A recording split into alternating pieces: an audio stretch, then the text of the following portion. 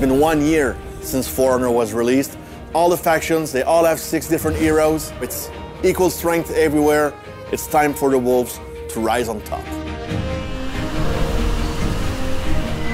We decided to call Season 5 Age of Wolves because with a 1-year anniversary, we go back to Apollyon. And Apollyon dreamed about this world where wolves will dominate and not the sheep. There will be new content in Season 5. New gear, new emotes, new execution, balancing, major updates to some heroes, and one feature that everybody's been waiting for, the release of the dedicated servers.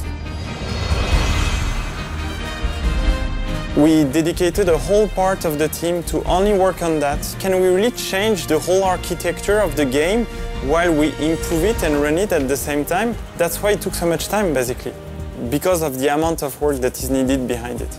First, for player, it's only improvement. In terms of flag, feeling of latency, you don't get any more resynchronization. When the player is leaving, you don't get host migration message. You really get the best experience that For Honor has to offer. With the new season, some characters of our roster can say Conqueror, Berserker. We did some major changes. We've added new connections, new mix-ups to really improve their playstyle, but also improve their effectiveness on the battlefield. We are looking also at other characters, maybe more in the future.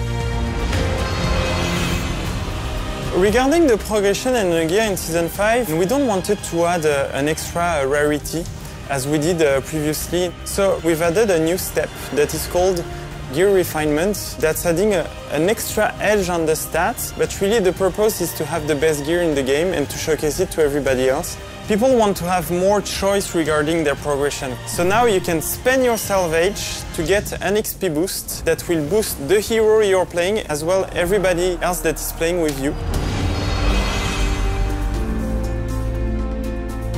We want to revamp the experience of the onboarding, so we created trials, which are a bit more narratively driven experiences where you learn all the basics of the art of combat. We expect new players to go with the apprentice and then have a bit of playtime in the game and then come back for the warrior trials to go more in depth into the art of combat. Once you've mastered these basics, you can now go in the arena. And what's cool is that as you play online, you will fight against other players, doing specific moves, using specific heroes, and when you feel like you're stuck or you don't quite know how to deal with these situations, now you can create the same setup in the arena, practice, and get better. So now we will allow the player to equip a different effect on each of the executions, on different emotes, etc. On Season 5, we want to have Tribute mode as the ranked mode in 4v4, not Dominion. For Faction War, we're adding what we call the strategic points. When you own a territory that has a strategic point, you will get a bonus. More XP when you play matches, for example, more loot or more war assets. The first thing I think we need to say to our community is thank you guys. You have been amazing. We had ups, we had downs, but the community was there with us throughout that year. Thank you all for your passion and commitment. Thank you.